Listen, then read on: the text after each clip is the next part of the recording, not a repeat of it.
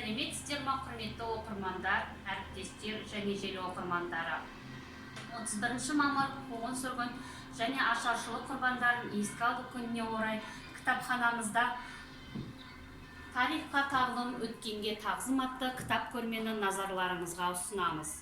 Саяси қуғын-сүргін құрбандарын еске алу, олардың өмір жолдары мен тереңірек таныстыру, өткен тарихымыздан тағылым ала отырып, бүгінгі ұрпаққа әр кітап арқылы өнегелі тәрбие беру, отанын сүюге, елінің, жерінің адал патриоттары болуға баулу, олардың санасына тарихи шындықты жеткізу.